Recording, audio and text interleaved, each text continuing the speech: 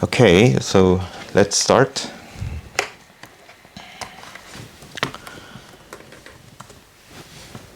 네, 안녕하세요. Okay, so this is first day of the class. So this lecture we are going to go over what's differential equations and basic concepts of differential equations. So first, let's define what's differentiation. I think you all know how to take a derivative and what's the derivations or differentiations, but just as for review, let me just read out the definition. So basically, differentiation is a process of obtaining derivative. So there are many terminology that we have to distinguish each other. Differentiation, derivative, and what else? Differential functions and so on. All terminology in Korean it's called 미분, but in English we are taking different words for each situation. So suppose that we have a function f and we are taking derivative, and act of taking derivative is differentiation, and the result is differential. So these are called a differential.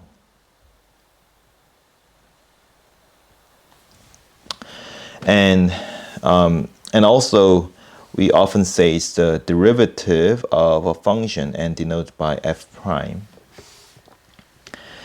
And so the value of derivative, so derivative is a function, and often we just use the differential for derivative. And technically, the differential is a value of a derivative, and it's has to be the derivative at some point A. It's called the differential, f prime A. And basically, this is an infinitesimal rate of change of values of function. So what it means is that if you change your value x infinitesimally small amount by delta x or dx from the point A, then the value of the function also change infinitesimally small, but with a ratio proportional to f prime A. So when you have to explain in real life word, then you have to put approximately here. So approximately changes by f prime A times delta x. So for example, let's say dt is a function of distance of an object traveling during time t unit of time, or you can say t second or t minutes. Then d prime t is function of speed of the objective at time t. So it's the instant speed. So we use the word speed because we define d as a distance.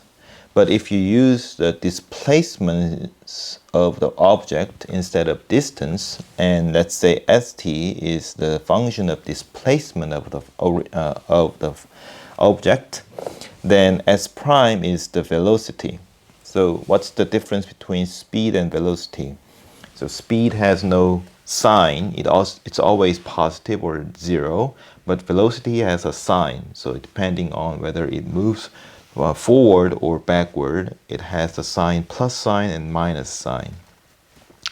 So meaning of derivative depends on the meaning of function. So you have to explicitly know what this function means in order to interpret the derivative and later the meaning of differential equations. So another notation is that zeroth order derivative is the function itself. What happens here? Okay, zeroth order derivative of a function y is the function f itself.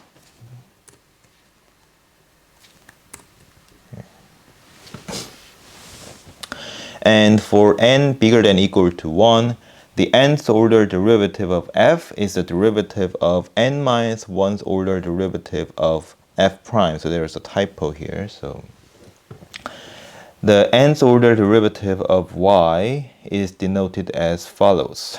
So when for example, if the first order derivative, you know that's denoted by f prime, and second order derivative denoted by f double prime, and sometimes we often use f triple prime for third order derivative, but when you're talking about nth order or like fourth order, fifth order, then you put a superscript like these ones to indicate that this is the nth order derivative.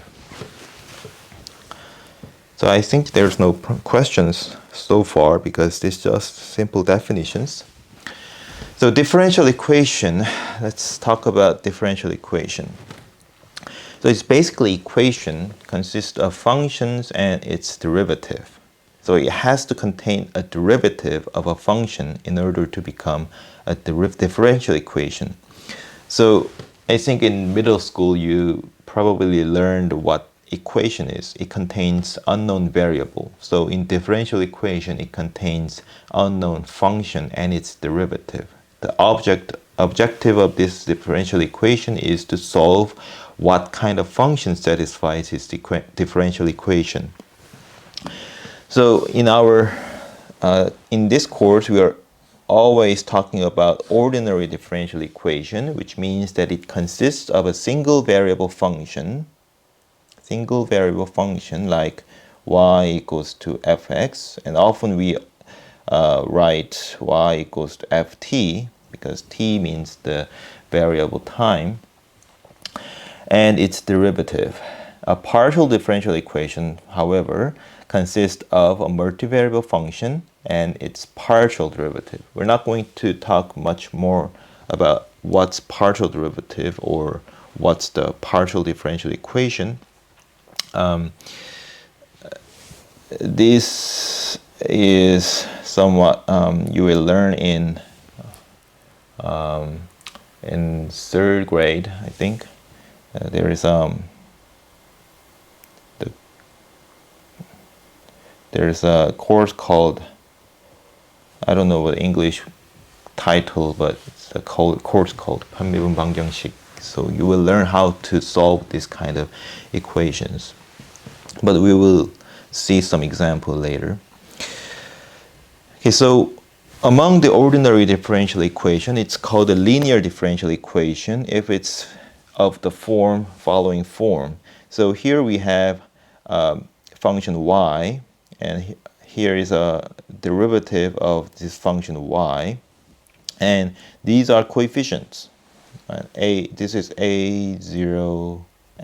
So coefficient is not constant in this equation. So these are the function itself is a function of x, and of course y is also a function. So y is a function of x, and all the derivative has coefficients in terms of x, and there is a term at the end which doesn't have any y or derivative of y. So we call this a linear combination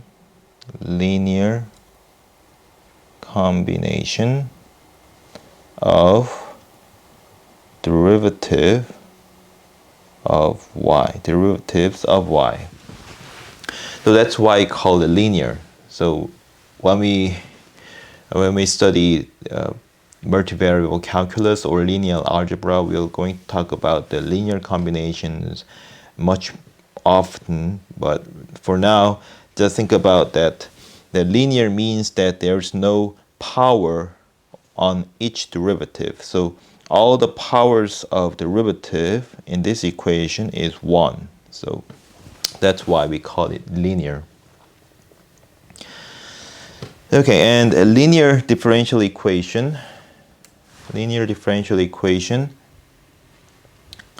is called homogeneous if the a homogeneous term fx in the equation 1 is 0. Otherwise, it's called non-homogeneous linear differential equation. So more easy way to call this is just homogeneous equations or non-homogeneous equations. So homogeneous equation automatically means that it's a linear differential equations. And lastly, a system of differential equation is set of two or more differential equations consist of two or more functions and their derivative. It's like a system of equations that you have two or more unknown variables to solve. So here are examples. So this is my technically second time live streaming. So could you chat a little bit so that I can know that the sound works well and everything goes well? Can you type anything on the live chat?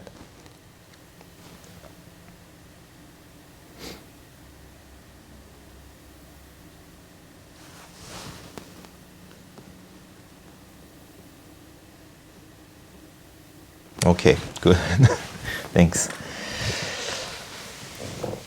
So the first example, y prime plus 3y equals to ex.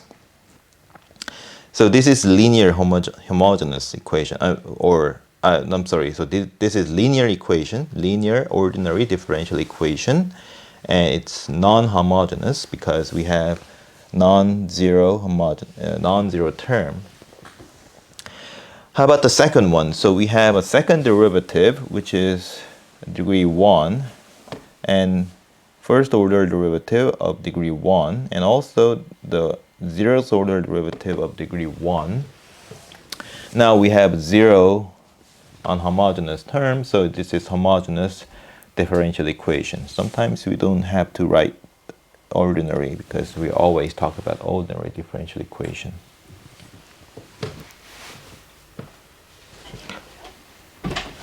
All right, so how about the third one? So we have the degree 2 on the first order derivative, where there is another term that we have a degree 1 first order derivative, but this is not linear anymore, right? So because there is a degree 2 terms, so this is this is non-linear ordinary differential equations. So you could just move this y onto the left-hand side if you want this more concrete. I'm sorry, this is a typo, so it has to be t instead of x. So let's look at the fourth one. So now we have a weird notation that looks like curly d. So that's the symbol for partial derivative. The partial derivative is not hard concept, but we don't need in this semester, so we're not going to talk about what this is. But anyway, there is a derivative of y in terms of x and derivative of y in terms of t and in terms of x. So this means that y is both a function of both x and t. So you can take a derivative in terms of t and also in terms of x. So that's, oh, sorry. Okay. Yeah. So this is an example of multi-variable function. Okay. Now the last one is the example of system of differential equation. So this is, I think, appropriate model to talk about because this is the basic model of epidemic of disease. So S is function of a number of susceptible, and IT is number of infected, infected,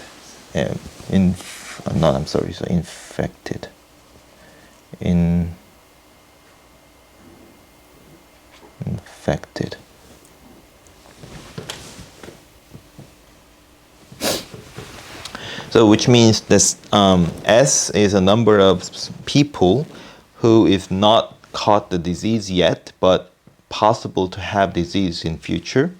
And IT is number of people who already got the disease. So both at time t. So these set of equation is entirely consists of explains the one situation here. So ST and IT are simultaneously affecting each other, because now the rate of change of ST, which means the growth of susceptibles, is negatively proportional. So alpha is a proportional constant to the multiple of ST and IT. So reason why we product this ST and IT is because if more people are affected, and these people interact with susceptibles, then there are more chance to spread the disease. So we take the product of these two functions. And on the other hand, the number of infected grows with the same proportional constant, because once you lose the susceptibles, means that the susceptible becomes infected. So this rate of change has to be the same. Then this infected grows with the product of S and I. Okay. So we're going to solve these equations too in this semester. So basically, S and I are one variable function, and this equation, this system of equation consists of two functions that we have to solve. So is there any questions?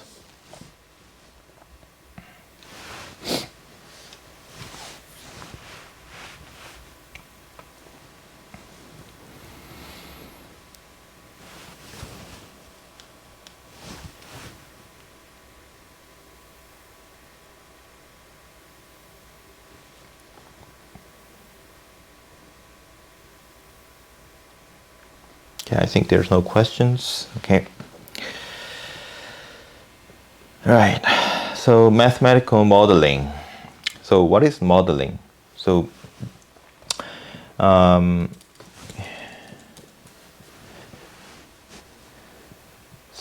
modeling is way of describing a natural phenomenon in mathematical terminology or mathematical equations. So we have 4 steps. First one is you observe the phenomenon. So observing includes defining a function,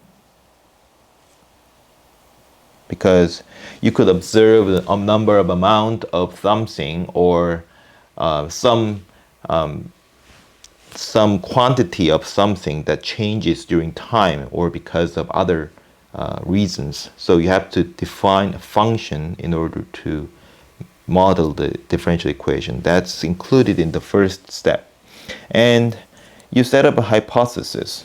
You have to use other like physics, other subject of area, in order to make an hypothesis, like physics, chemistry, or social science, and something else, or by experiment. You have to set up a hypothesis, like falling stone. You have, if you observe that stone is falling, then you have to set a hypothesis. Oh, because there is a force that dragging the stone out of the sky to the ground. That's why the stone is falling. So that's the hypothesis, and that's from the physical interpretation. So the hypothesis also can be formulated by functions. Now, the third step, and actually that's another part of third step, formulate a variable functions and differential equation which describe the hypothesis. Okay, so first and second step can be described in plain words, but in third step you have to define function concretely so that you can write down your hypothesis in terms of equations or differential equations. So At the third step, you have to set up the differential equation. It could be ordinary differential equation or partial differential equations. And then fourth step, that's the most important part. You have to solve the system, which means that find the formula of function that satisfies the differential equation. That's meaning of solving the system. And then that's not the end. You have to check whether your solution satisfies your phenomena, or you could plug in your solution to your experiment so that this solution works properly, or to the hypothesis that your hypothesis is correct. If it's not correct, if your solution does not explain the phenomena or does not coincide with the phenomena, then you have to change your hypothesis, or sometimes you have to change your experiment, like you have to re-observe the phenomena and so on. So that's the mathematical modeling. Basically, the key object is differential equations. And what we are going to do in this semester is how to solve this differential equation and how to interpret the differential equation. Okay, so this picture is intentionally not included here. So here are three examples of differential equations. One is falling stone. So you have an object of mass m, let's say kilogram, and it's falling down to the ground. Okay. So you all know that the moving object with acceleration is experiencing a force. In this case, it's experiencing a gravitational force. So the force, the net force on this object, m, is the gravitational force m times g, where g is the gravitational constant. But now, this is not an equation. This is just this is not a differential equation. This is just an equation, that meaning the net force is constant, mg, right? So in order to make this as a differential equation, you have to set the function that you're going to measure in this phenomenon. So stone is falling, so you're taking the initial position as y equals to 0. And as time goes by, the y increases from this point to this point. So let's say yt is the distance traveled by the object m until time t. So then this is the displacement, or you could say this distance. Y double prime t is the acceleration. This is 1L, 2L, whatever. Anyway, so this equals to actual force that m is experiencing. But because of the hypothesis that the gravitational force is proportional to the mass with constant g, we have the equation that y double prime is equals to g. So this is the differential equation that describing the falling stone. So another way, another example is falling object or falling person with some dragging force, like parachutes. Okay, it's falling in velocity v at time t. So when I take the derivative of vt, that's the acceleration at time t, and the force that this man of mass m experiencing is so v mv prime. That's the total force, and the force applying on this man is not only just the gravitational force, but there is a dragging force because of this parachute and the air resistance. And people find that the air resistance is proportional to the square of velocity if the velocity is very fast or very slow. I'm not sure. But anyway, in this case, let's assume that this dragging force is proportional to the square of v. And there's a proportional constant, say b. So this is constant b. So this f is just intermediate term that interpreting that this left-hand side and right-hand side is the net force on this man. So summarize, we have mv prime is equal to mg minus bv square. So this is mv prime plus bv square equals to mg. So this is not a linear equation, but we can also solve this equation. Okay. If you have any questions, just leave a live chat comment, please. Okay. Or you can say anything, because I just want to make sure that this recording is going well. And the last one is water outflow. So we have a tank, and there is a pipe that water comes out, and there is a level of water at time t, and that's h. So outflowing of water is described by this differential equation. So even though we don't write this t in the notation of differential equation, since there is a derivative sign here, so you can imagine that this is derivative in terms of t, and here this h is also the function of t instead. Although this just looks like constant, it's not a constant. So what it means is that the level of the water, the height of water decreases because there's a minus. So rate of change of height, which means the height of water decreases at the rate proportional to square root of h. Okay. So there's also physical or fluid mechanic rule that explain this one.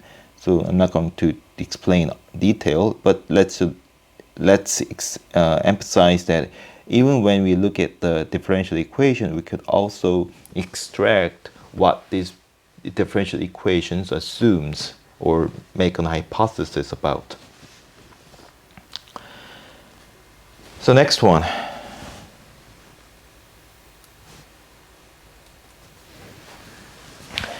So vibrating spring. There is a mass m on the spring with spring constant k. And you know that if there is no friction, the spring oscillates infinitely.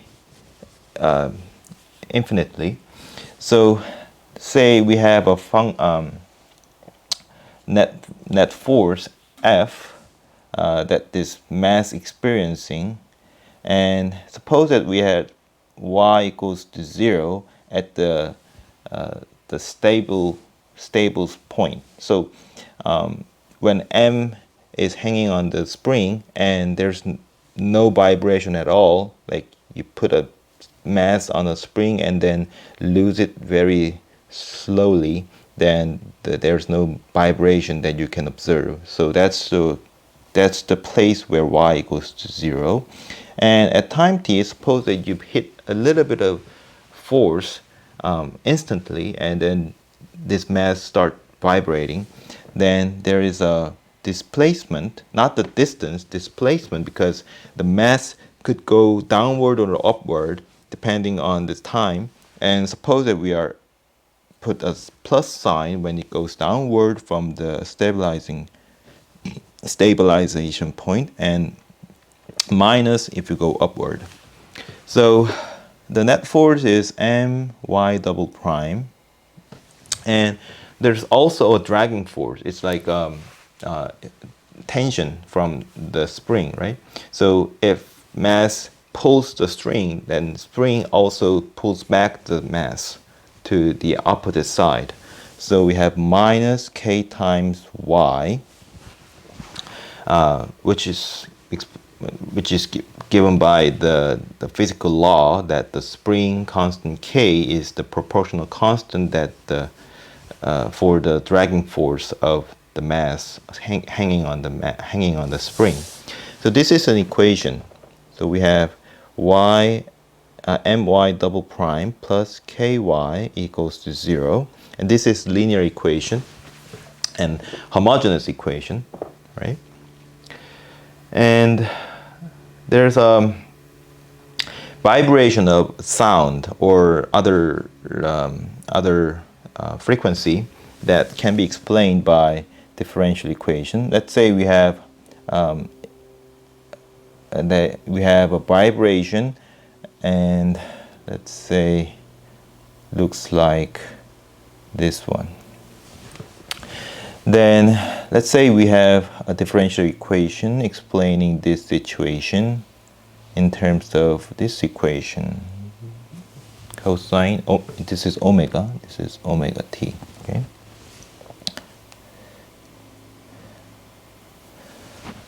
So we can solve this equation easily, but later, not right now. So let us look at this equation, differential equation. This is non-homogeneous differential equation. And you see that the force, or if you interpret this term as an external force is also a periodic function. So if there is no external force, it will vibrate with a constant amplitude. But since there is an external force, the vibration, the amplitude is also vibrating at time t. Okay. So last one, maybe not the last one. Okay. So now next one is a circuit. So we have the resistance, we have the voltage, and there is a conductor, and there is a coil. So resistance has a constant R, and here is a voltage E, and here's L, and here's a conductor C. So in general, we have a current flowing from the voltage IT, and this current is modeled by this differential equation. Plus equals to E prime. So we're going to talk about this much in detail later. So this is a linear equation, second order differential equation, linear differential equation, and also this is homogeneous equation. I'm sorry. So this is non-homogeneous equation if there is no if there is a voltage. Usually this voltage is given by alternating voltage. So this is something like cosine or sine with a periods. But it could have a constant voltage, like you have a battery cell that is a constant voltage. And in any case, we have a current flowing on the circuit, and this circuit, this current can be solved by solving this differential equation. Okay. So the next one, let me check. Okay. So deformation of a beam is also can be modeled by differential equation. So here is a beam, like a metal beam, and there is suppose there is a weight on each beam. Even if there is no external weight, the mass of this beam itself gives the external force because of the gravitational force. So you can expect this beam is bending a little bit, and because if the bending is too severe, this metal beam can handle this curvature, so it can break. So this is very important to model the how this vibration, how this deformation deformation works. So let's say we have a deformation of beam of y, a beam as y, and here's a measure of distance at x. So y is function of x. Now it's not a function of time. So it depends on which places of beam is deformed by y. So at y0, that's the leftmost side of beam, and let's say yl, that's the rightmost side of beam. And if y is positive, it's deformed to the bottom. It deformed so that it a little bit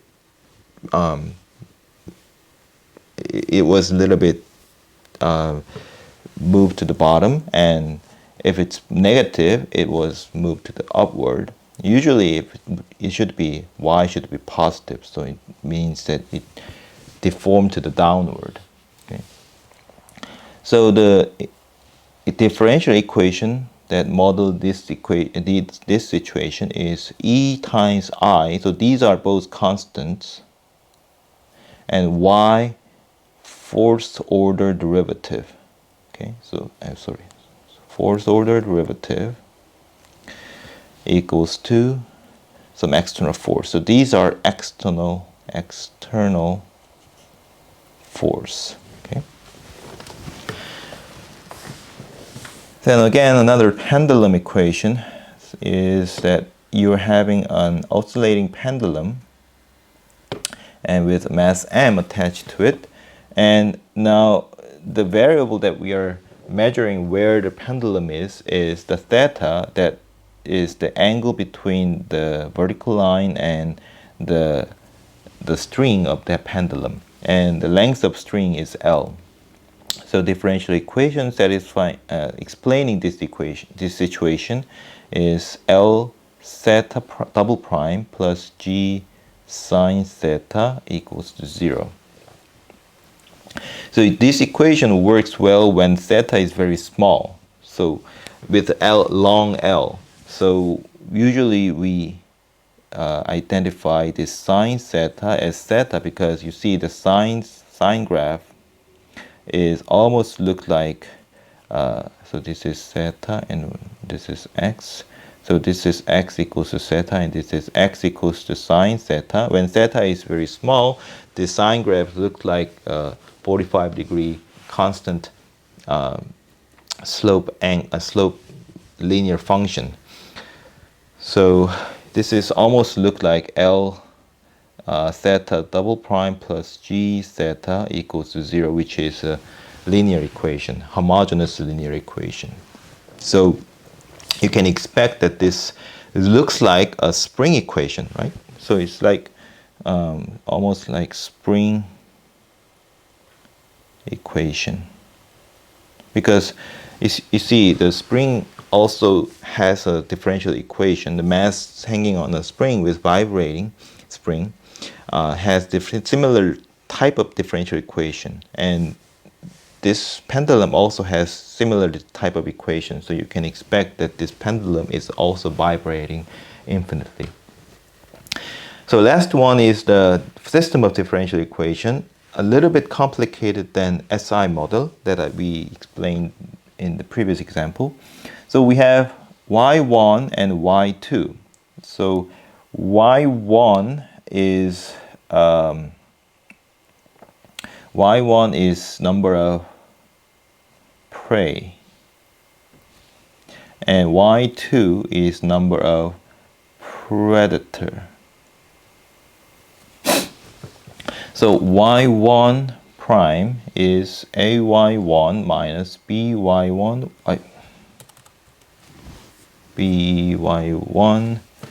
y2, and y2 prime is ky1 y2 minus ly2. So instead of why we have this equation, just interpreted this differential equation and what this differential equation tells about. So y1 is number of prey, and rate of change of prey depends on ay1, the first term, and minus by1 y2. So the number of prey, like rabbit, will increase this population by itself because we assume that there is a plenty of plants that becomes the prey, that becomes that rabbit can eat on, and they can reproduce itself, so it will grow naturally. So that's what this ay1 terms do. And the negative minus by1 y2 is because the prey will eat on predator will eat on the prey. So as similar to the situation of SI model, we have number of population of y2, the predator, interacting with the number of population of prey and with some constant b. So as soon as this predator interacts with prey, then the prey will kill, so predator will survive. So that explains the rate of change of y1, the prey. And for y2, now y2 has no infinite supply of prey, so it only depends on how much rabbits are in this area. So the rate of change, the increase of the y2, depends on how much interaction of this predator with the prey are possible in this area with some constant k. So b and k are all constant, a and l are also constant. And naturally this predator dies because of age or because of other reasons. So that's the natural disease of this predator, I'm sorry. So situation is a little bit different from the prey and predator, but these two equations are interacting each other. So if you're looking at the first equation, there is the term y2, right? So at the time t, y2 is a constant, but t moves continuously, then y2 also change continuously because of the second equation, and the second equation also contains y1. So these two equations are intertwined, so you cannot solve one equation alone. So you have to solve two equations simultaneously. And later we will see that this y1 y2 interaction sometimes makes an equilibrium, so that there's a cycle of life that sometimes the predators are much more flourishing, but sometimes the predator eats on and then predator flourish, and then the number of prey decreases and then predator also decreases. So there's a circle sometimes, but also there is the situation when this circle of life breaks, so everything dies off, or prey survives eventually, or predator survives eventually. But if predator survives eventually with no prey, then predator also dies off. Okay, so no questions? Still no questions?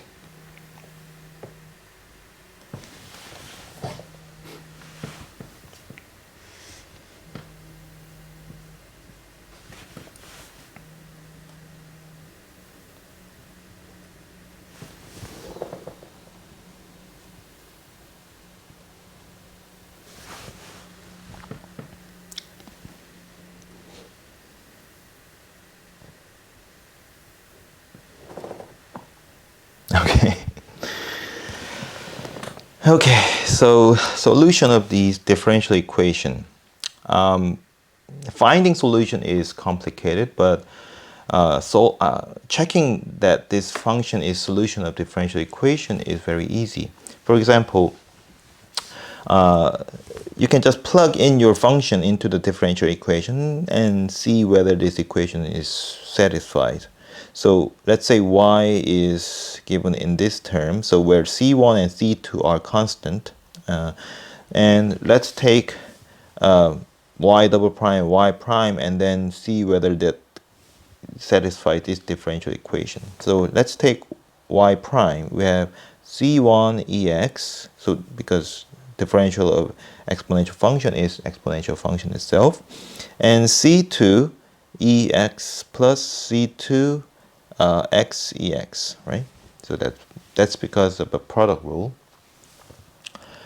And y double prime is c1 ex plus c2 ex plus c2 ex plus c2 x ex. Okay. So let's plug in the equation here. C1 ex plus, so there's a 2c2 ex, so 2c2 ex plus c2 x ex minus 2 times c1 ex plus c2 ex plus c2 x ex plus c1 ex plus c2 x ex. Then, okay, so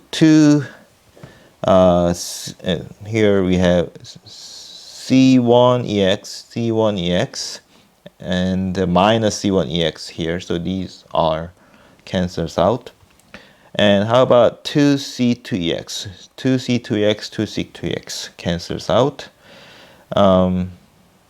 Here we have c2xex, c2xex, c2xex, 2c2xex cancels out with this, so this is constantly 0. So this solution this function satisfies this differential equation, so this is the solution of differential equation. So that's how you check solution. So finding solution is much more complicated. Checking is not important. I mean, not hard. So we have to explain the types of solution first. So function y is called implicit function if it satisfies an implicit equation. So you can write your function implicitly or explicitly.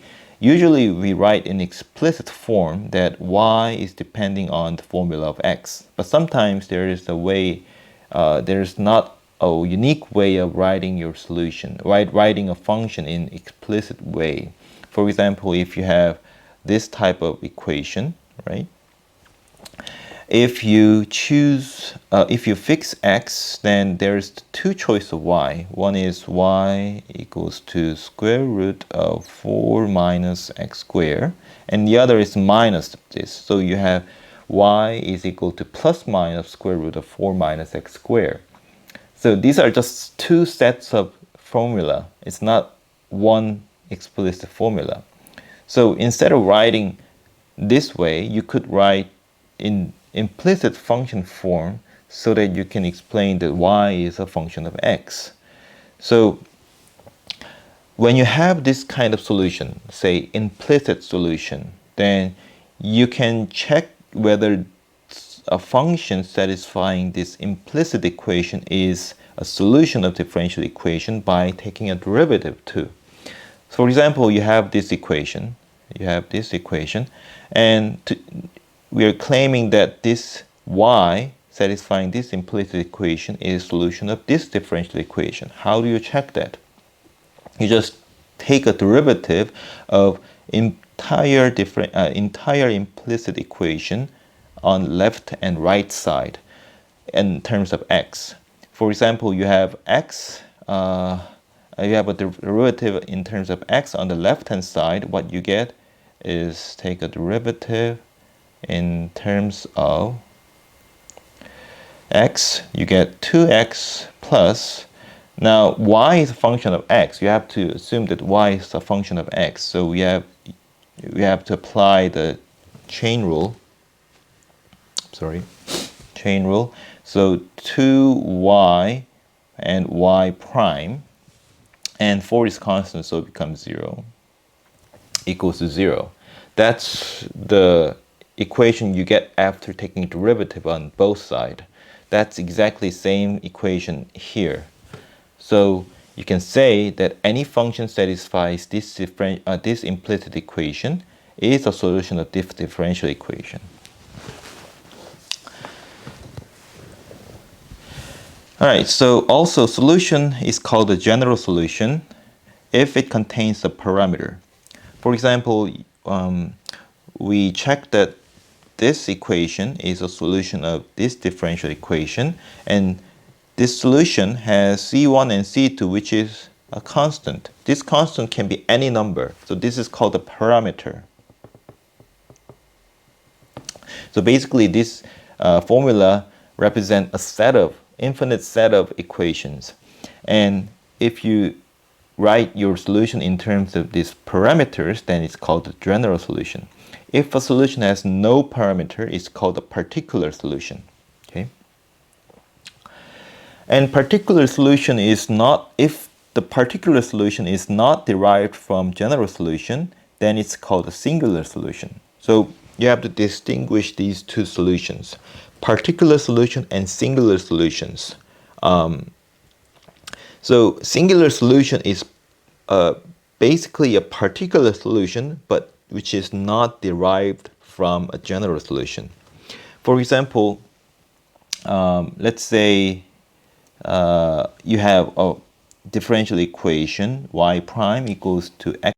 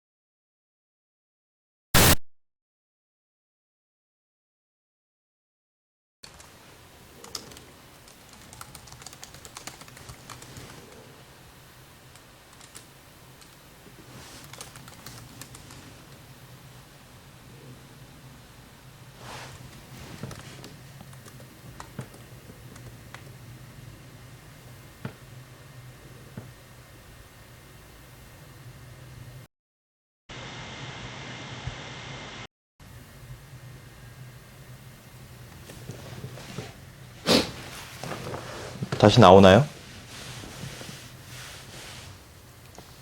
이제 나올 것 같은데.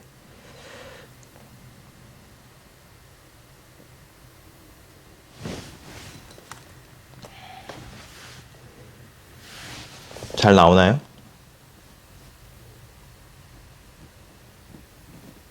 네, 잠시만요.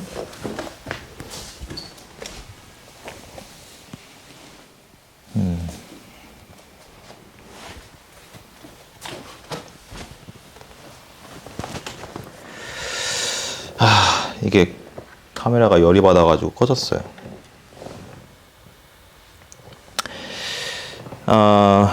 잠깐만, 어디까지 했죠?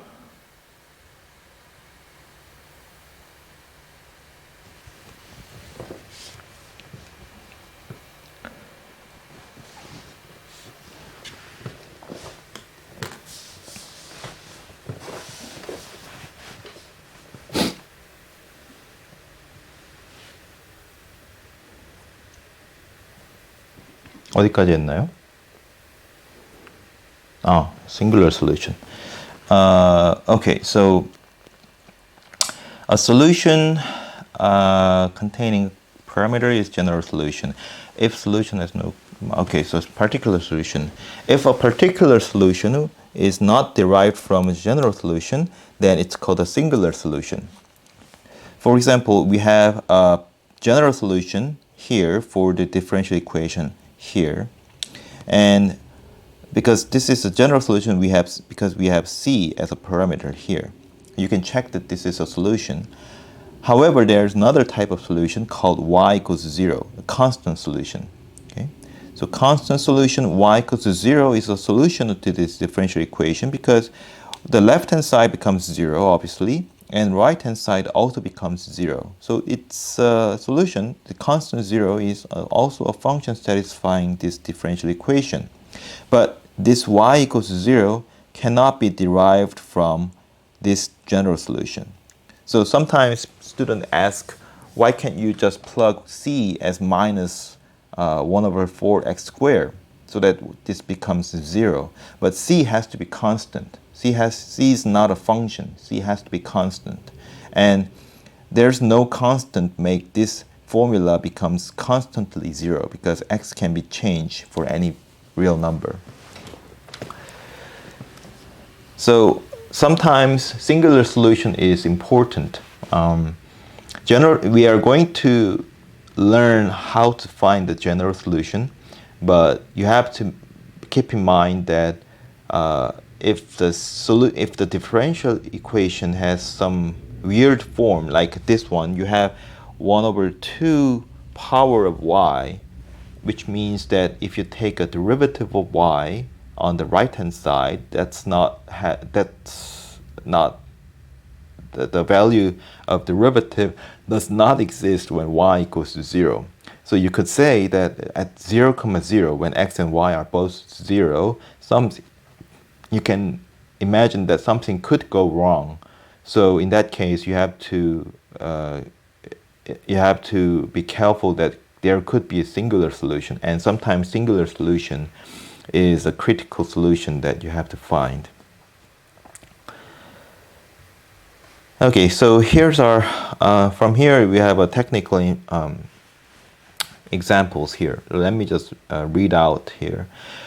So let's Qt be amount of remaining radioactive material within a substance of time t. The decay rate of the radioactive material is proportional to its current amount. So the rate of change of this radioactive amount is proportional to a lambda, its proportional constant, and proportional to the amount remaining at time t, and it's decreasing. So we take this proportional constant lambda as positive and put the negative sign here. So this is differential equation explaining radioactive decay, or other situations following. There's other situations following these differential equations. Maybe you could find it in biology or chemistry. So another example, similar type of differential equation, but in the opposite situation, is the increase of population. So according to Malthus, there is a L omitting here, Malthus. A population function P is a country at time t is increasing at rate proportional to the current amount of population. This is modeled by following differential equation. So rate of change of population is proportional to current population with constant k. So Malthus is about more than 100 years old person. So at that time there was a very small people living in a country. So he naively think that the population will grow exponentially. So because if you solve this differential equation, you get exponential function.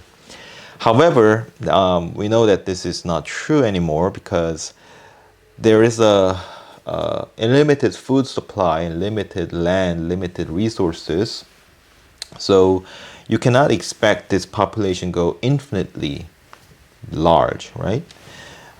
So what people expect is, instead of growing like this, they expect that it grows like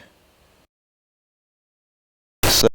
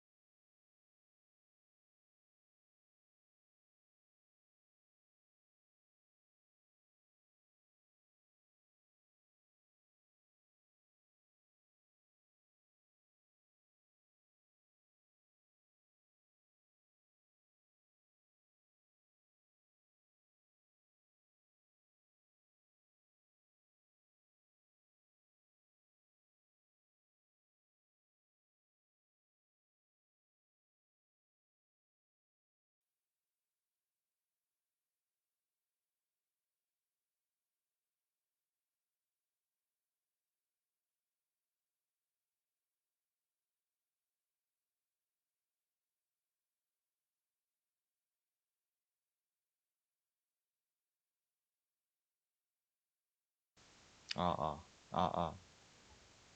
소리 들리면 한번 채팅창에다가 또 써주세요.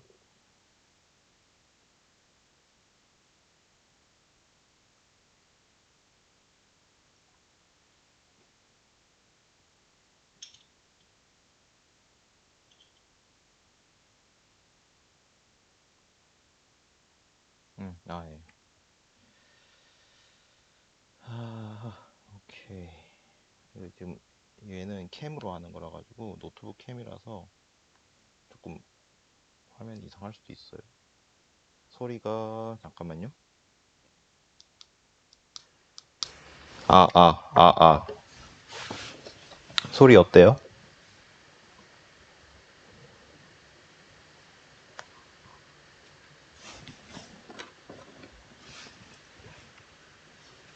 잘 들리시면은 실시간 채팅방에다가. 오케이.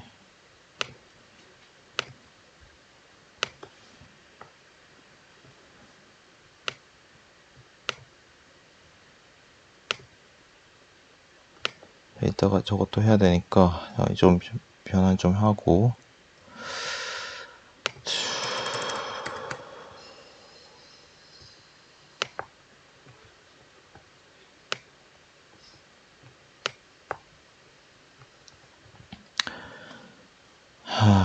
아니 원래 여담인데 카메라 배터리를 쓰면 오래 안 가니까 카메라 배터리 전원 연결하는 장치를 샀는데 그걸 학교에 이제 배달을 시켰는데 그 배달 수거하기 전에 이거 코로나가 터져가지고 그걸 갖고 못 왔어요. 그래가지고 지금 우여곡절이 많은데 하여튼 자 들리니까 계속 일단 합시다. Okay, so eventually, people expect that the population will level off at some time because there's the capacity of the food and some land or other issues. So they come up with another model that explain this new situation. So that's this equation. So usually the differential equation, the solution of differential equation is more important than differential equation itself. So the solution graph looks like this one, and this is called logistic graph. Logistic graph. I think I explained in others. Explained this logistic graph in other slide. Let me just. Okay. All right. So yeah, this is called the logistic model, and if in the case of k equals to 1 and l equals to 1, then solution is of this formula, and the graph looks like this. Okay, so it's called the logistic graph. So I think not only for the population, the logistic graph has lots of applications. So for example, if you're modeling any type of amount which increase, but somehow it has to be leveled up at some point, and you want to find a proper regression that fits best in your experimental data, then you have to find what k and l in this situation to fit this data properly. Anyway, so let's move on. How many slides we have? So, okay, not much here. Okay, so we have another model called the air resistance. That's I explained before in the picture. So we have a falling body experiencing a total net force mv prime, which is total net force, and this is gravitational force, and this is dragging force. So this is dragging force, and this is gravitational force. So you can also solve this equation very easily. And spring mass model. So yeah, so here we have spring. So spring can attach, the mass can attach to the spring without any friction or damping force. But there could be a air resistance, for example, or there could be a fluid resistance if you put entire system into the water or some viscous fluid. Then this mass is experiencing a dragging force by external friction. So there are models explaining all these three different types of situations. So for example, first one is no external force, no damping. So there's no friction, there's no extra force. If there's damping, then there is an extra term inside of the differential equation. So basically you can expect that this F is equals to mx double prime equals to minus kx. In this case, the same thing with minus kx and then b to the x prime. So if the velocity is small, then this friction depends on the first degree of this velocity with a constant b. So that's the equation. And if there's extra force, then total net force that this mass experiencing is the dragging force by spring and the damping force and extra force Ft. So that's this third equation. So these type of equations are typical, so we're going to solve this type of equations. Okay, and a very useful formula called the Euler formula is defined as follows. So you have imaginary number which is square root of -1. It's denoted by I, and we can take an exponential of this ix, and that's a definition. You can just think about it as a definition, but also you can derive this formula from more intuitive definition of exponential function later when we talk about the Taylor series.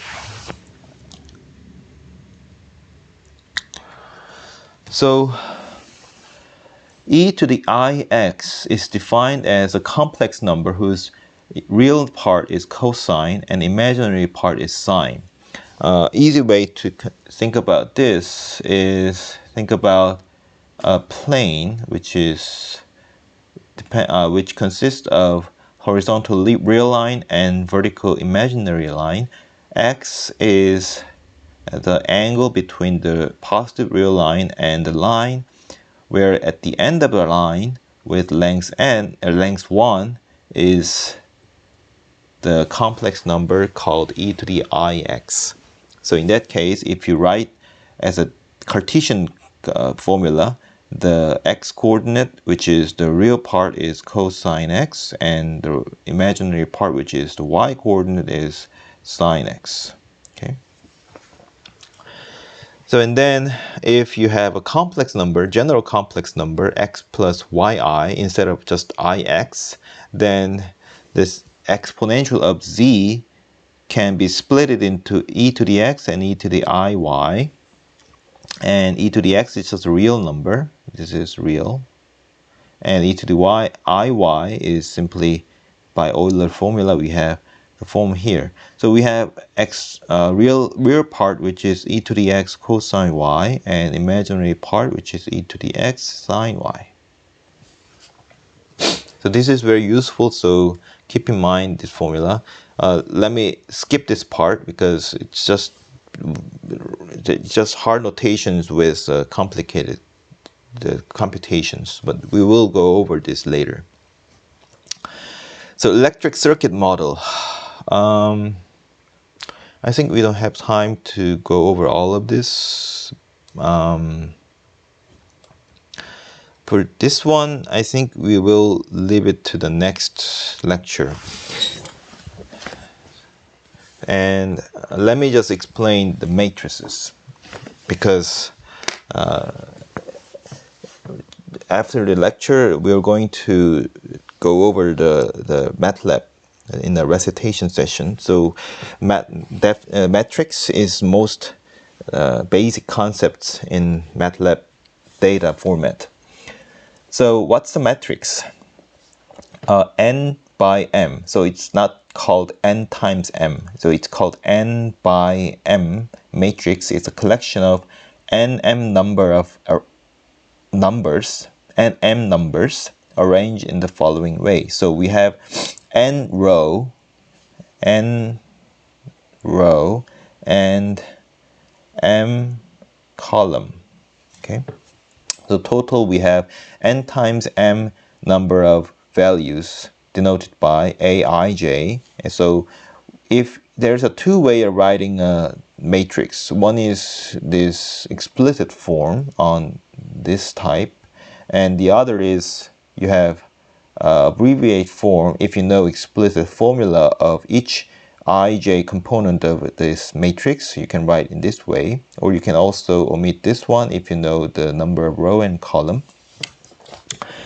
So this is basically a matrix. However, you have to have all the values on this rectangular area.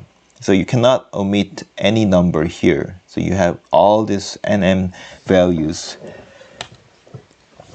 And there is an addition defined on the matrix. If you have the same size of two matrices, then you can add these two matrices entry-wise.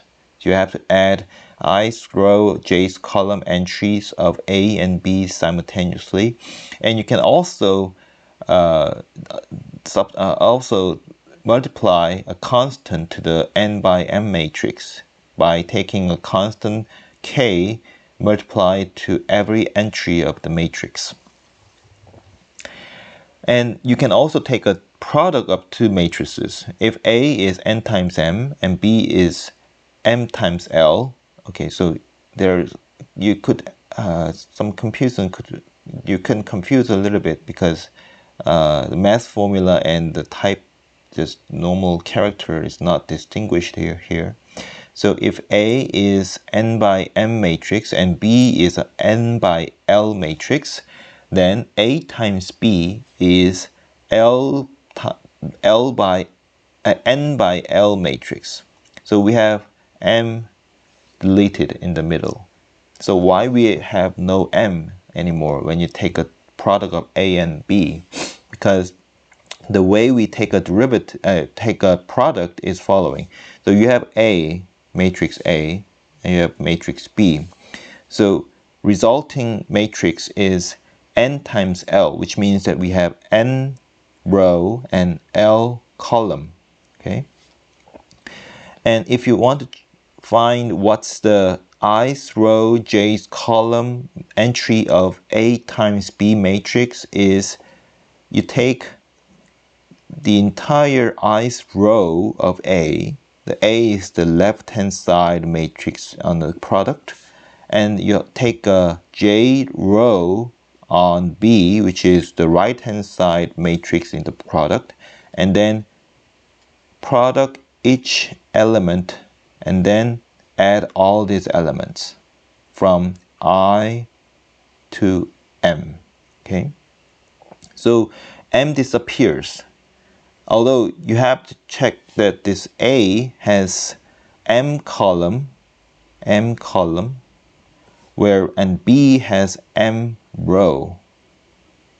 So if this matrix A has a column which is number of column of matrix A on the left hand side is not same as number of row on the matrix in the right hand side, you cannot take a product. You can only take a product when these number of column and the number of row are the same. So this is how you take the product of two matrices. And there are several ways, several traditional formula of traditional traditional operations that you can put on the matrices So one is, I mean, whenever we take a product or plus signs here, then we assume that this product is possible. Whenever it's possible, we just put a product. So whenever we can take A times B and times C with the resulting matrix, then it doesn't matter in which order we take the product. So this is called the associative rule. Associative. And you can also take a product rule that if you take a product of A and B plus C, then you can apply A multiplied B and C separately and then add later. And also on the right hand side too. And also for the constant multiple, you can also interchange this constant multiple everywhere. And also there's a transposition. Suppose if we have A equals to 1, 2, 3, 4. Then the transposition of this matrix is 1, 2, 3, 4. So row is changed to column and column changed to row. So transpose and transpose. You take the transpose twice, you get the original matrix, of course. The multiplying constant doesn't change the transposition, and you can also distribute your transposition across this plus sign. And this is more important. If you take a multiple of matrices, product of two matrices, and then you take the transpose on the resulting matrix, then you can distribute this transposition, but the product order of product is reversed. So instead of A transpose B transpose, you get B transpose times A transpose. So this is not in general equals to B transpose A. This is not equals to in general A transpose B transpose. Okay. So be careful about the last equations.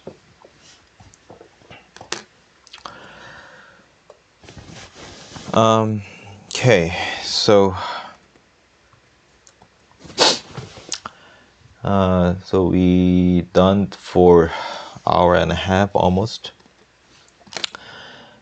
So I ask you to sign in for the MATLAB account. The MATLAB, and then try out the MATLAB online or install the MATLAB.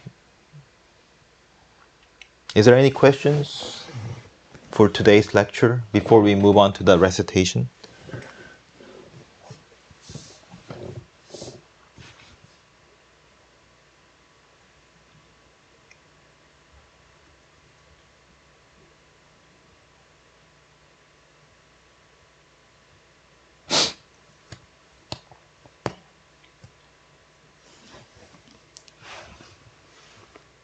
네. 네, 질문하세요.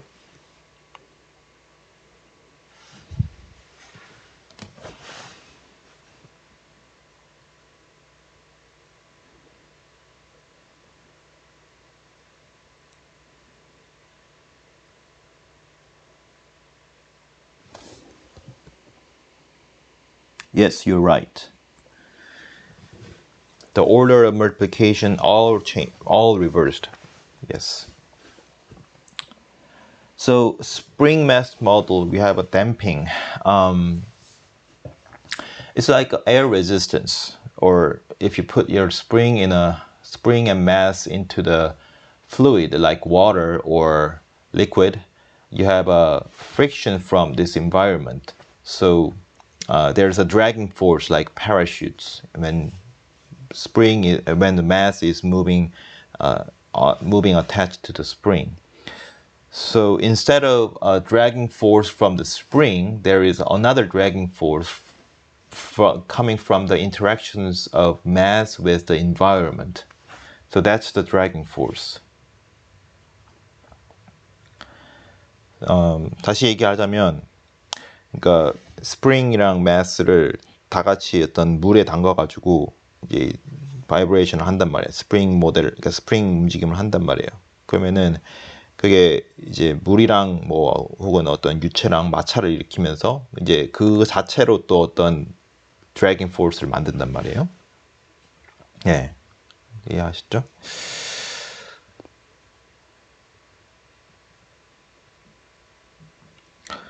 자, 뭐 오늘 한 거는 그렇게 어렵지 않으니까 기본적으로 그 책 있는 내용은 다 보셔야 돼요. 그러니까 기본적으로 저는 책 그대로 따라가려고 하는데 오늘 한 내용은 제일 첫 번째, 그러니까 거의 첫 장에 이제 어느 정도 다 설명이 돼 있고, 첫 장 보시면 사실 뒤에서 나올 거를 미리 좀 얘기하는 편이라 가지고 뭐 아주 자세하게 설명하진 않아요. 근데 이제 어느 정도 이런 느낌이구나라고 알면 되고, 이제 두 번째 시간에 할 거, 다음 주에 할 거는 그 미적분학이랑 이제 뭐 여러 가지 이제 여러분들이 고등학교 때 배웠던 내용에다가 이제 플러스 알파해서 앞으로 좀 이해해야 될 것들 좀 한번 복습을 할 건데 그거는 책에 이제 나오진 않아요. 그래서 이제 그거는 뭐 PPT나 혹은 여러분들 미적분학 책 잘 알려진 거 뭐 그런 거 참고하시면 되고 뭐 그거는 굳이 책을 안 사셔도 될 거예요. Okay. So let's look at the MATLAB. So if you are able, please open your MATLAB software or log into the MATLAB online so that you can follow with me. So there are two ways of running the MATLAB. The one way is typing your command on the command window, and the second way is open a script. So if you click home on the MATLAB software, you can click new script. So it opens like a memo pad. So it's basically a memo pad. You can just type anything. It doesn't compile. It does anything until you hit the compile or hit run. So you can type your comment. So this percentage sign means that any word comes after this percentage symbol doesn't run when you hit the run here. So this is just comment line. So this doesn't do anything. You can write anything right after this percentage. But if you write something without percentage, you see that the color is different. Usually it's black. And sometimes there is a highlights. So this means that there is something that MATLAB wants to tell you. So for example, in this case, it says terminate statement with semicolon to suppress output. So it means since I didn't put the semicolon is this symbol. Since I didn't put the semicolon at the end of the command, this 1 plus 1, the result of 1 plus 1 will appear in the command window. So for example, if I hit run, so it's on the editor tab, hit run here. So I think if you run your MATLAB software installed in your personal computer, you will also see this kind of pop-up. It says, do you want to put your current directory into the execution folder? So you can have an option, either change folder or add to path or cancel. Cancel doesn't do anything. Change folder means that your execution folder will change to your current folder where your script file is in. If you want that, if you don't want that, just hit add to path. That means you're still in your current execution folder, but you want to add your directory where your M file or script file is into the execution path. So after I run this script file, simply the command window types my file name and then it spits the result. But if I put the semicolon here and do the same, the the shortcut is Control Enter.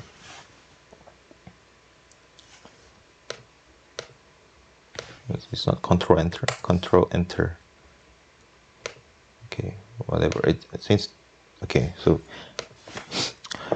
So it doesn't do anything. It doesn't outputs anything, right? So because I suppress the output here. Okay. So basic commands. There are several commands in MATLAB to for math operation, plus, minus, and the product. Product is this asterisk sign, and division, and this is dot is not typo. Dot is also operation for it's a symbol for operation. It's very also important. And there are other functions that define default. So for example, let's think about the exponential function. So exponential function is simply tells you the result of e to the x. So x1 means e to the 1, right? So e to the 1 is just e. So in MATLAB, you have a predefined function, a predefined value like pi. Okay, so pi, which is 3.1415 and so on, but it's rounded from the fifth decimal point. And like imagine a number, right? Usually denoted by capital I. Maybe not. Sometimes it's not used here.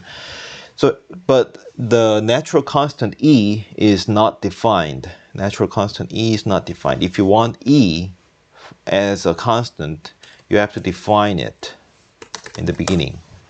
So when I assign e, variable e, the symbol e as exponential 1, you have to put an equal sign. That means this does not mean that e is equal to exponential 1. It means just plug in the value of exponential 1 into the symbol e, right? So when I execute this file, so e is it says that e has the value 2.7183 from now on, and pi is just the answer. So what happens later is that if you looking at the workspace window, there's an answer. There is always an answer answer variable when you output any value and output any command.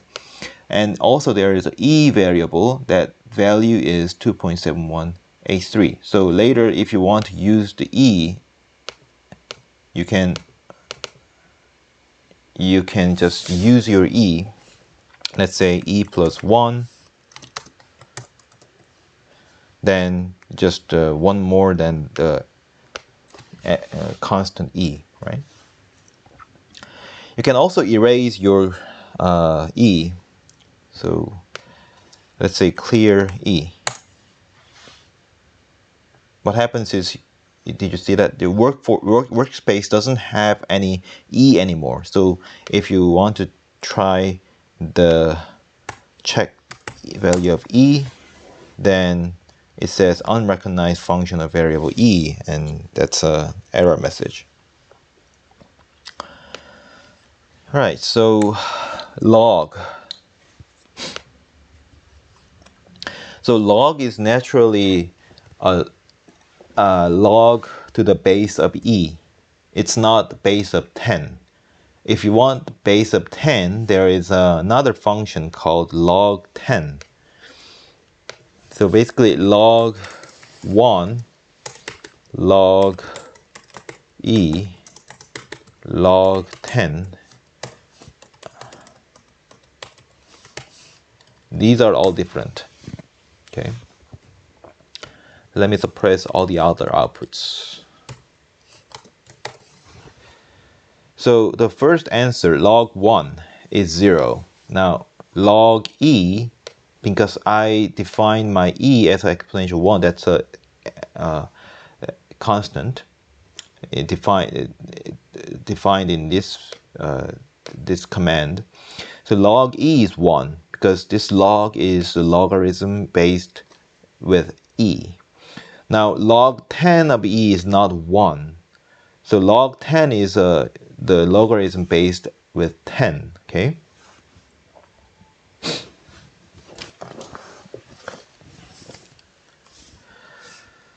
And sine and h sine, arc sine. So sine is simply, okay, so here we have sine. So we have, let's say, sine pi over 2.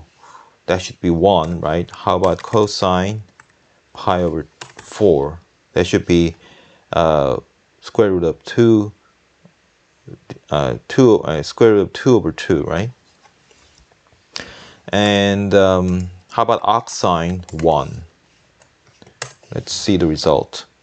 Okay, so first one, sine pi over 2, that's 1, obviously. How about cosine pi over 4? That's square root of 2 over 2, right? Half of square root of 2.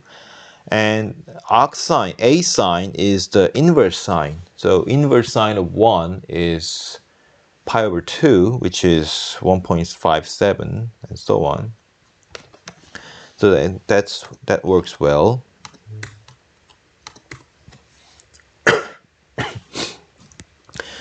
So before I explain what dot does, let me explain the data type of MATLAB.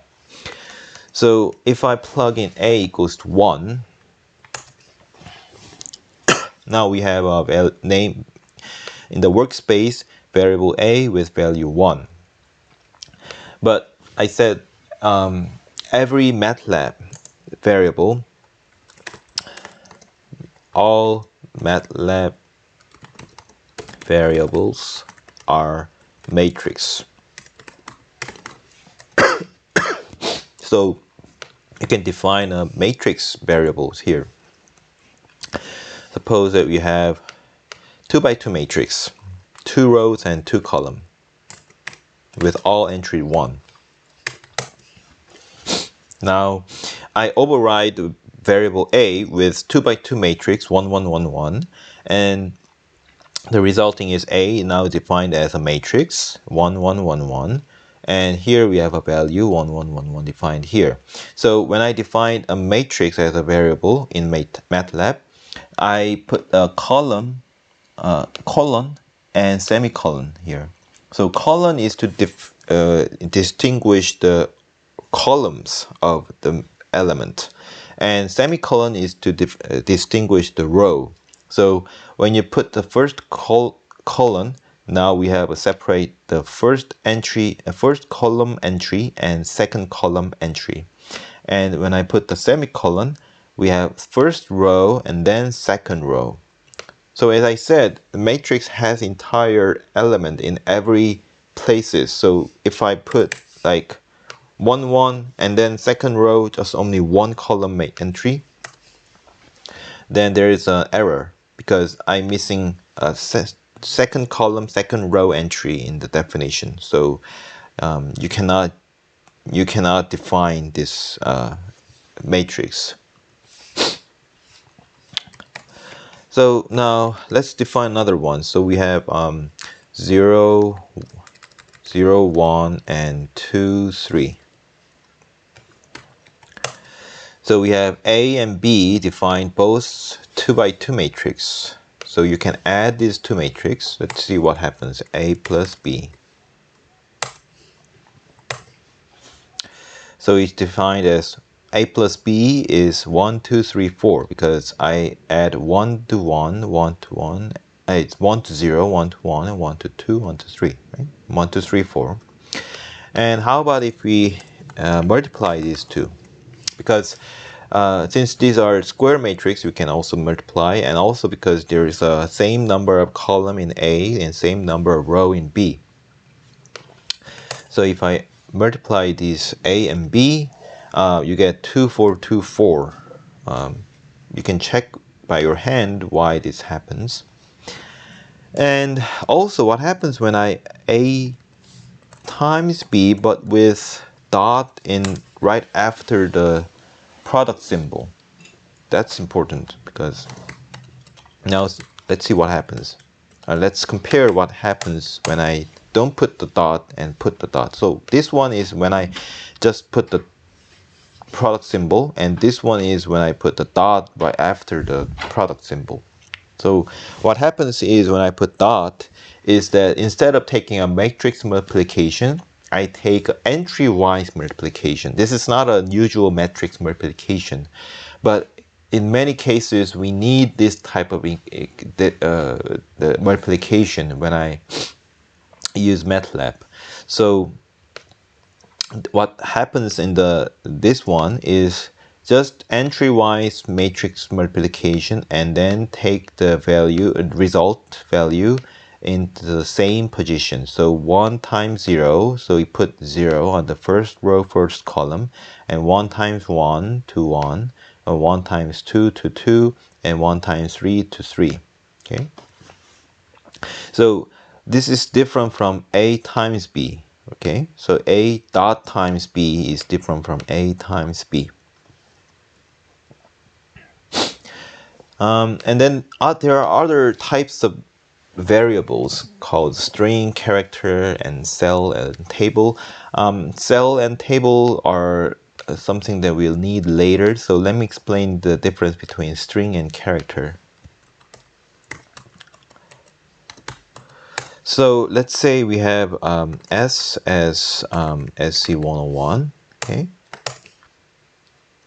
So now S is defined as SE101, right? So you have to look at the size of this variable. It's called 1 times 1. So it means that it's a 1 by 1 matrix with one entry on it. And the only entry is the entire string SE101, okay?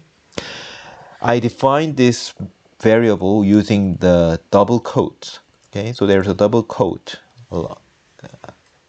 covering the right and left of this SE101. But let's say S is equal to single quote SE101. So what's the difference? So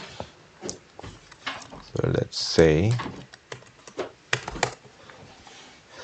So you can see the difference at the workspace. So capital S is 1 by 1 variable, but small s is 1 by 5 variable. So, and class is different. Capital S is string, small s is character. So what's the difference here?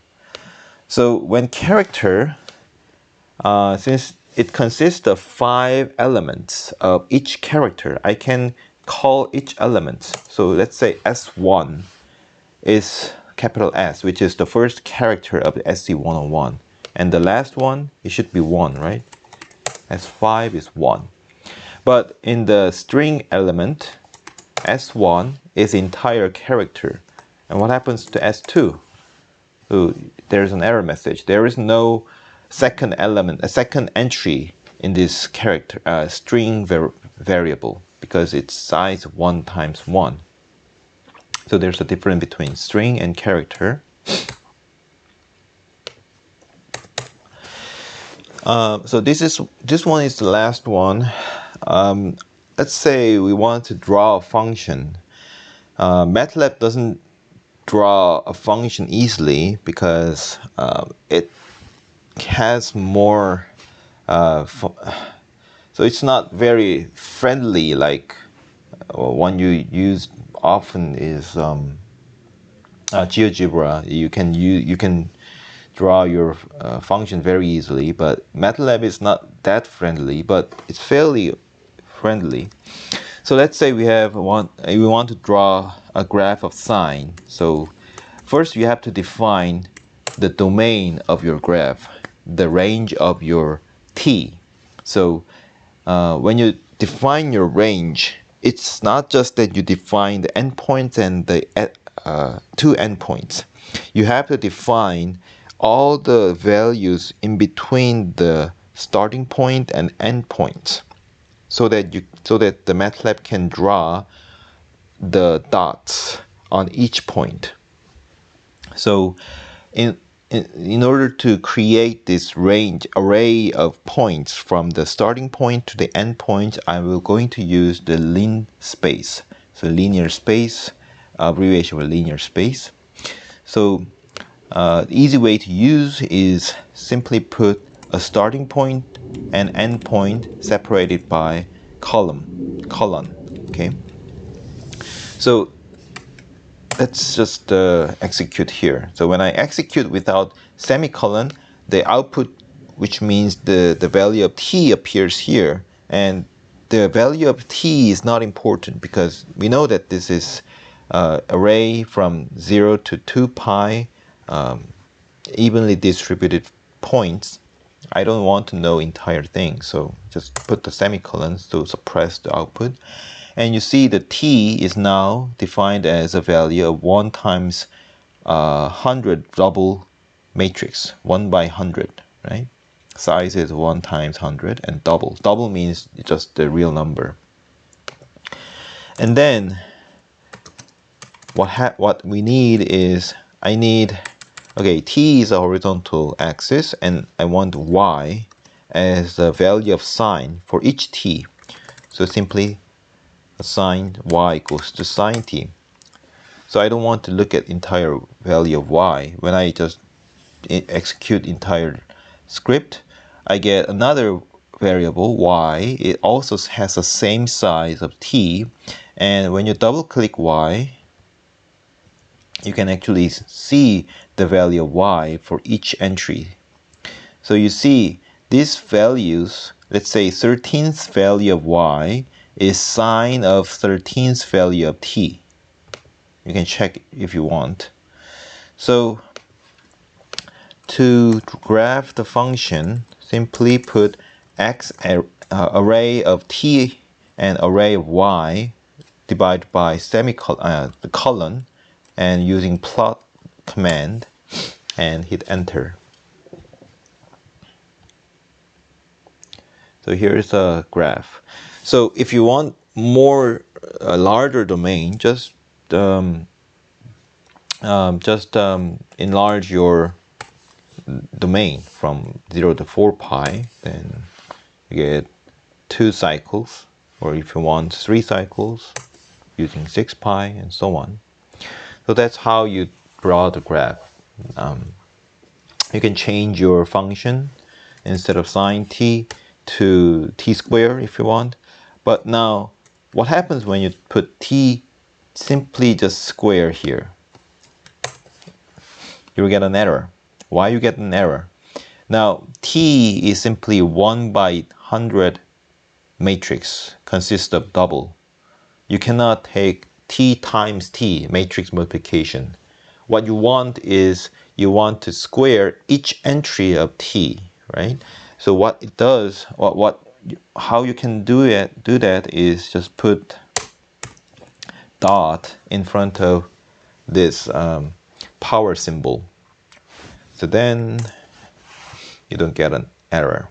You have a nice parabola here.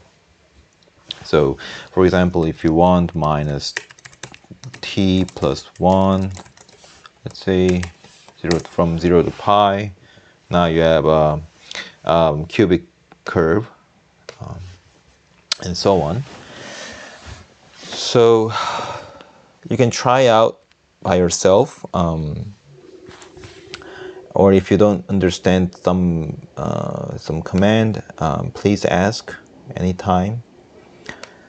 So that's it for today. Thank you for watching.